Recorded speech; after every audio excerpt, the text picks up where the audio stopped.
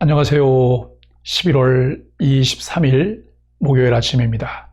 말씀과 함께 새롭게 여는 소망의 아침을 시작하겠습니다.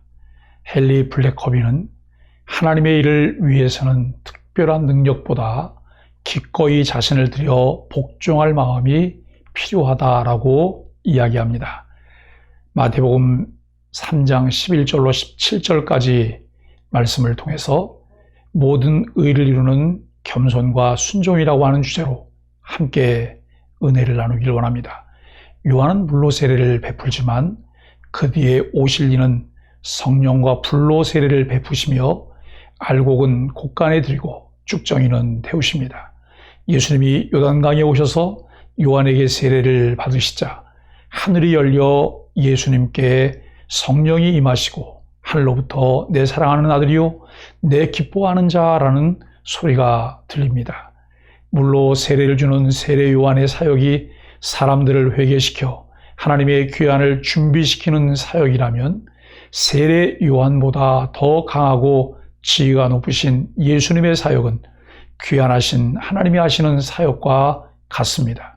예수님이 베푸실 성령의 불과 세례는 포로로 잡혀갔다가 회개하여 돌아오는 자들을 성령으로 변화시키고 불로 정결케 하시는 하나님의 사역을 나타냅니다. 세례 요한의 사역을 통해 회개하고 물로 세례받은 자들은 예수님을 통해 성령과 불로 변화를 받아 귀환하신 하나님의 백성으로 회복되지만 회개하지 않고 예수님을 거부하는 자들은 진노의 심판을 받을 자로 분류됩니다. 이렇게 예수님의 사역을 통해 알곡과 쭉정이로 나누면 최후의 심판 때 알곡은 하나님의 백성으로 회복되고 쭉정이는 불에 태워지는 심판을 받습니다. 예수님의 구원 사역은 요한에게 세례를 받음으로써 공식적으로 시작이 됩니다. 예수님이 요한에게 세례를 받아야만 요한의 준비 사역이 마무리되고 예수님의 구원 사역이 시작됩니다. 왜냐하면 예수님이 이스라엘과 연합한 대표자가 되어야 그들을 죄에서 구원하는 대속적 구원 사역을 완수할 수 있기 때문입니다. 요한의 세례를 받으심으로써 예수님은 자신의 구원을 필요로 하는 이스라엘에 속하게 되시고 그들 가운데 그들의 대표자로 세움을 받습니다. 요한에게 세례를 받고 물속에서 올라오실 때 성령이 비둘기같이 내려와 예수님 위에 임하십니다. 이는 그가 종말적 새 창조 사역을 감당할 메시아로 성령의 기름 부음을 받았음을 의미합니다. 또한 하늘이 열리고 들려오는 목소리는 그가 다윗 계통의 메시아이며 고난받는 종의 역할을 감당할 것임을 보여줍니다. 이는 예수 그리스도께서 고난받는 종의 사역을 감당하여 자기 백성을 저희 죄로부터 구해 성령과 불의 세례로 회복시키는 새 창조의 사역을 이루실 것을 의미합니다. 마태복음은 세례 요한과 예수님의 사역이 크게 다르지 않았던 것으로 기록합니다. 구약의 마지막 선지자 세례 요한과 신약을 여시는 예수님의 사역은 본질적으로 같다는 것을 말합니다. 또한 이 두 사람에게서 동일한 태도를 발견할 수 있습니다. 세례 요한은 자기 세례가 완전하지 않음을 인정했습니다. 그가 물로 베푸는 세례는 참 세례를 상징적으로 보여주는 것이며 그보다 훨씬 더 큰 능력을 가지신 예수님이 참 세례, 곧 성령과 불로 베푸는 세례를 주실 것이라 말합니다. 세례 요한은 자신을 보내신 자 하나님께서 주신 사명과 역할에 대한 분명한 이해를 가지고 설명합니다. 세례 요한의 물 세례가 회개를 이끄는 것이라면 예수님의 성령과 불 세례는 구원과 심판을 이끄는 것입니다. 그래서 세례 요한은 예수님이 알곡과 쭉정이를 구별하여 알곡은 곳간에 쭉정이는 꺼지지 않는 불에 태우실 분이라고 선언합니다. 세례 요한은 사람들로부터 상당히 주목을 받은 사람이고 마음만 먹었다면 그것을 자기 권세로 삼을 수도 있었지만 자신의 정체성을 정확하게 이해하고 있었으며 자신의 역할의 한계가 무엇인지를 알고 실천할 수 있었기에 예수님을 온전히 선포할 수 있었습니다. 우리도 세례 요한의 모습을 귀감으로 삼아 우리가 맡은 사명이 무엇인지를 파악하고 주님만을 높이는 태도를 가져야 합니다. 그것이 하나님의 은혜를 아는 사람의 자세입니다. 예수님이 세례 요한에게 세례를 받으시려 갈릴리에서부터 상당히 먼 거리를 이동하여 찾아오셨습니다.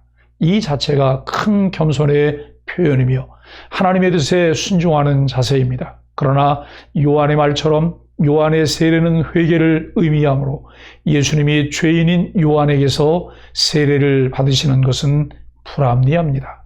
그러나 예수님은 모든 의를 이루시기 위해 세례를 받겠다 하시고 요한은 이에 순종합니다. 이처럼 예수님은 언뜻 보기에도 법도에 맞지 않아 보이고 격에도 맞지 않아 보일 정도로 자신을 낮추셔서 결국 하나님의 의를 이루셨습니다. 하나님의 사람이 세워지고 은혜롭고 화평한 교회 공동체를 이루는데 꼭 필요한 요소입니다. 초점이 자신에게 있지 않고 하나님의 의를 이루는 데 있다는 것을 마음에 둔 사람들의 행동과 순종이 그런 하나님 나라 공동체를 이루어갑니다. 사실 성육신으로부터 십자가까지 그 모든 사역을 살펴볼 때에 예수님은 참 하나님이시지만 한 번도 높은 자리에서 호령하지 않으시고 우리보다 더 낮은 자리까지 겸손히 나아가셨습니다. 이런 예수님의 인격과 삶을 잘 배우고 깨닫게 된 하나님의 백성들이 모든 것을 다 바쳐 주님의 이름을 높이며 찬양하게 되는 것이고 하나님은 이런 이들을 사용하셔서 하나님의 나라를 이루십니다. 세례는 공생의 시작을 공식적으로 알리는 매우 중요한 예식입니다. 예수님이 세례를 받으시자 하늘이 열리고 말씀이 선포되었습니다. 우리말 성경에는 번역되지 않았지만 이 사건의 중요성을 알리기 위해 16절에 그리고 보라라고 썼으며 17절에도 같은 표현으로 시작합니다. 이때 성령님은 제물로 사용되는 동물 중 가장 등급이 낮은 비둘기 모습으로 임하셨습니다. 예수님은 세상을 구원하시기 위한 제물이자 가장 낮은 제물이 되셨습니다. 하늘에서는 이는 내 사랑하는 아들이요 내 기뻐하는 자라는 말씀이 선포되었습니다. 이는 예수님이 하나님의 아들 곧 왕이시며 고난받는 여호와의 종으로 오셨음을 분명하게 보여줍니다. 온 땅을 다스리실 왕께서 종의 모습으로 제물의 역할을 감당하셨습니다. 이 말씀을 제대로 깨닫고 이해할 때 우리의 마음에 얼마나 큰 감동과 하나님의 사랑이 밀려오는지 모르겠습니다. 우리를 구원하여 하나님 나라 새 백성 삼으시려고 그처럼 치밀하게 교회에 가시고 모든 것을 감수하시며 순종하신 주님을 찬양하며 닮아가기를 원합니다. 사랑하는 소망의 가족 여러분, 예수님을 믿는다는 것, 예수님을 따른다는 것, 그것은 예수님이 누구신지를 정확하게 알아가며 그분께서 나를 위해 이루신 일들 때문에 감격하고 신뢰하며 받아들이는 것을 말합니다. 그분께서 우리를 위해 모든 의를 이루시기 위해 겸손히 순종하셨던 그 모습 앞에 부끄러운 마음으로 무릎을 꿇습니다. 우리를 자녀로 삼기 위해 모든 것을 다 내려놓으시고 아버지의 계획에 온전히 순종하며 그 일을 이루시기 위해 걸어가셨던 주님을 배우며 따라가기로 결단합니다.